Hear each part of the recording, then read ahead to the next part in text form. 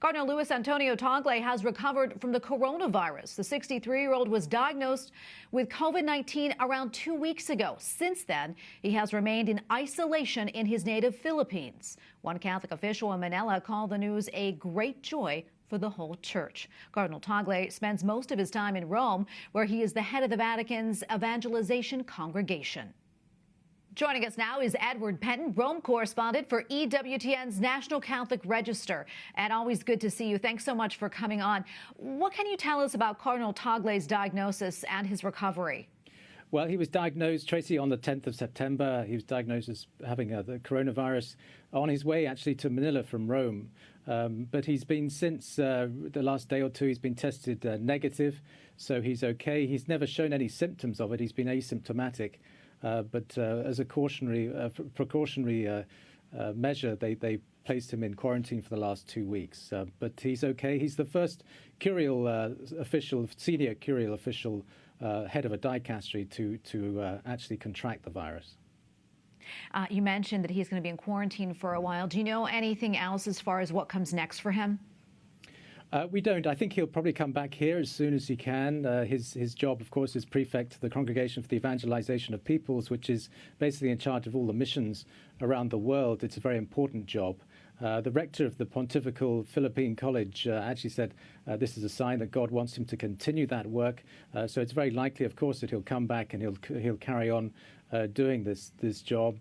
He's also considered by some to be a leading papal contender, so that's also significant in this case. But he seems to be very well, and surviving this quite well. And he's 63, so he's relatively young. Ed, can you update us on the current situation regarding COVID there in Rome, the Vatican, and in Italy in general?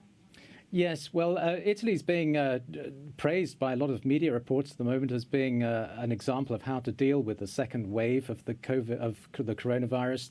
They seem to be doing pretty well, relatively. There've been 1,640 new cases over the last 24 hours, 20 new deaths, which is a far cry from what it was in March, which was 909 at the peak. 919 at the peak. So it's actually they seem to be coping pretty well. There's 46,000 cases altogether, but as I say, it's much less than it was 6 months ago or so. How has the church been handling the situation?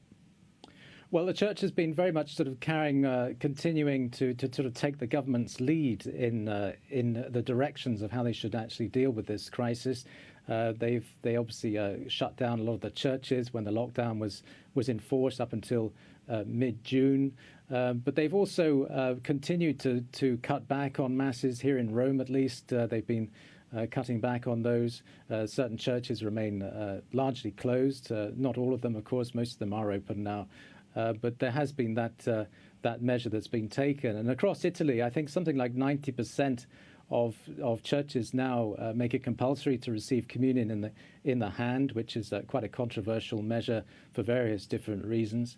And so they've rather continued to be very strict regarding these rules and enforcing them.